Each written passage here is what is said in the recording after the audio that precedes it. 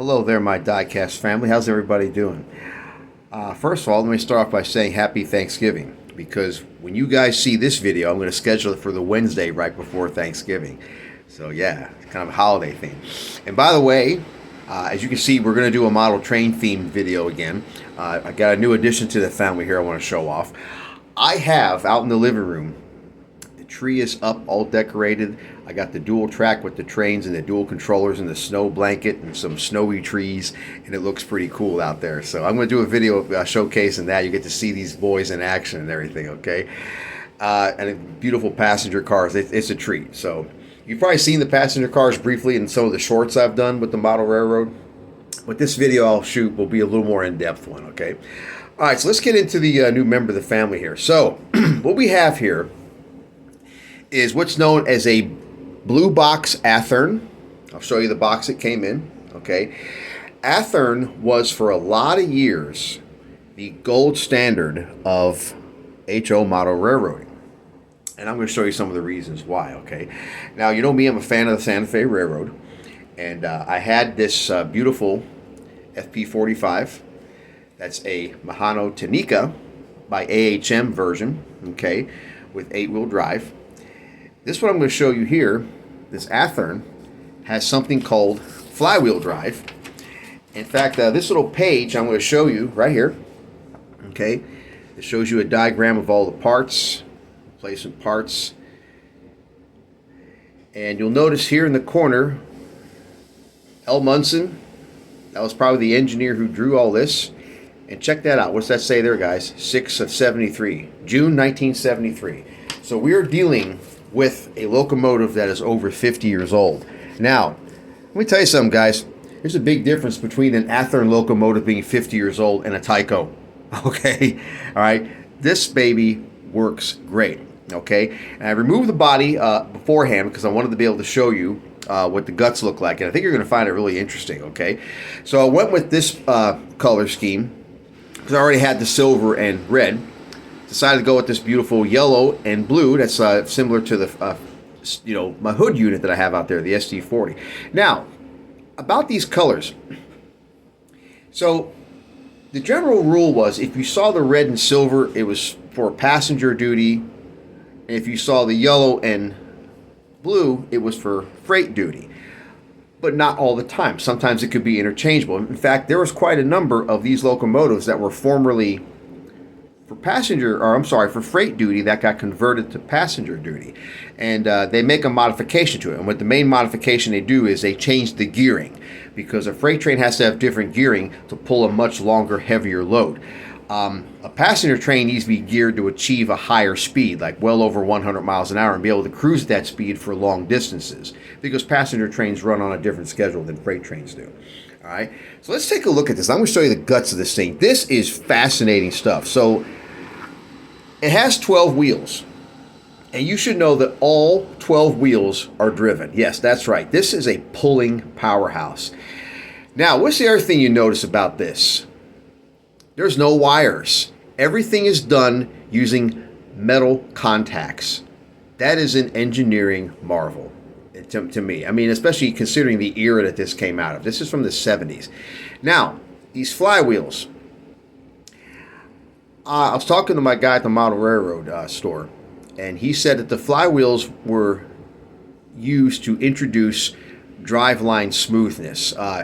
This locomotive has very superior slow speed performance than the AHM does, because those flywheels smooth everything out to the point where you can have this just creeping along at the slowest speed, just above what's called the stall speed of the motor, and it won't stop unless you throw a good size incline at it, of course, obviously. But on a smooth, level track, this will creep along at a very nice speed. Now, when I first got this guy, there was a lot of carbon built up here in the commutator. I cleaned it out, and once I did that, it ran a lot better. This has a tendency to run a little slower than my AHM does. So, like, for example, if I set this on speed 50 and this on speed 50 on the controller, they're moving at different rates of speed. So, like I said, just a little bit slower, but it's not objectionable at all. In fact, it just runs really good. The smoothness and the quietness of it is really amazing. I'm going to point out another nifty little feature here. Okay, so you got the, you have the U-joint drive shafts. You've seen that in the AHM, worm drive, and then all the other gears are in here. This motor is actually, you can see it's quite big. It's actually a little bit bigger than what the AHM uses. This right down here, this is a rubber mount, okay? You can see when I, push up and down on this, this moves a little bit, okay? That rubber mount acts as a isolator to reduce vibration as well. Now, I'm told by enthusiasts of these Athearn locomotives that this is a common failure point, that after many decades, this cracks and gets brittle. Well, you can clearly see this is nice and pliable, and it's a nice, clean, good condition. So that means at some point this got replaced by the original owner. So yeah, the original owner took very, very good care of this locomotive. It has the coupler mounted to the actual body. Oh, by the way, speaking of the body, you see this frame right here? This frame is constructed of die-cast metal. This is not a plastic frame. All right, this is by no means a cheapo locomotive. The brand new Athearn series, they're called Genesis now. Guys, they sell for $300. I mean, this is some high quality stuff here. Now, in the 1970s, when this was being sold, I think this was like a $30 or $40 locomotive. This was, that was a lot of money, in those days. So this was definitely not a cheapo piece at all. This is a very high quality, well-engineered unit, okay? And it's also been kept in remarkable condition given its age, okay? Now, there is one issue I have with this guy. When it goes to turn a specific direction, I believe it's the, let's see, it's to the left, I think it is, yeah. Turning to the left, it has a tendency to hang up a little bit, and it will actually derail the front wheel. That's kind of weird. So I've been trying to figure that out, what's causing that, to correct that problem.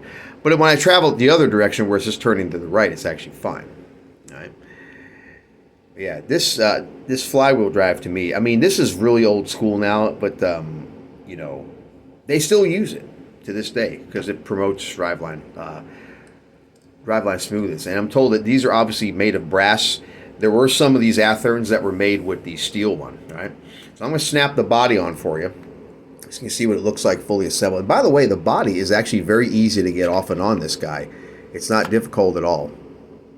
It snaps off and on very nicely. Let me get it on there. There we go. Got that side. I'll snap this in. Get it all situated here. There we go. Make sure our little dots are lined up with our little holes. And there we go. You can clearly see this is a really beautiful locomotive. So the railings are made of metal, which is very nice. Now, remember how we were talking about the pilots? Let me bring the AHM up here just real quick. So the AHM, it uses what's called an open pilot. See this whole area here? It's opened up. Whereas on the Athearn, it's closed. See, that's more realistic, all right? Now, remember the problem that the AHMs had with the closed up pilots?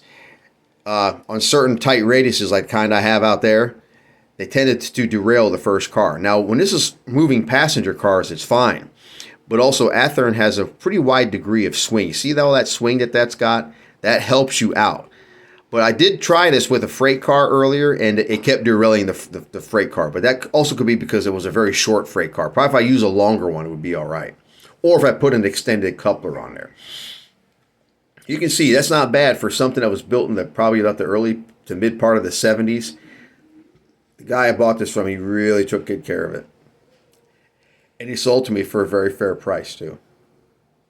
Beautiful locomotive. I absolutely love this thing. And I'm going to show it to you guys in action on the set out there.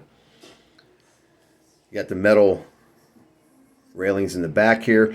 Here's another thing I like too. See all these little windows, these little porthole windows? They actually have, clear plastic glass in them. On the AHM, those portholes are just hollow. Headlight works. And it's just, yeah, it's a really beautiful locomotive, guys. And it runs nice. It's very smooth. It's very quiet, as I said. And I'm just really happy to have it in the collection. So this will probably be the last power unit that I buy. I mean, I have 4 of them now. And, it's good to have multiple power units. And I'll tell you why. It helps you to relieve some wear and tear on them. You know, because I basically run these trains pretty much almost every day. You know, especially now that we're into the holiday season, I got the whole layout with the tree and everything. They run every night, and sometimes for up to 2-3 hours at a time. So it's good to have some locomotives you can switch in and out, and give them a rest every once in a while. All right, so there you have it, my diecast fans. New addition to the model railroad family. Beautiful FP45 finished in the blue and yellow color scheme. Very nice. All right, so stay tuned for the showcase video where I'm gonna demonstrate the trains for you guys. You're gonna see the tree all decked out. It's really beautiful. You'll love it. All right, so in the meantime, once again, happy Thanksgiving, and I'll see you guys in the next video. God bless and take care.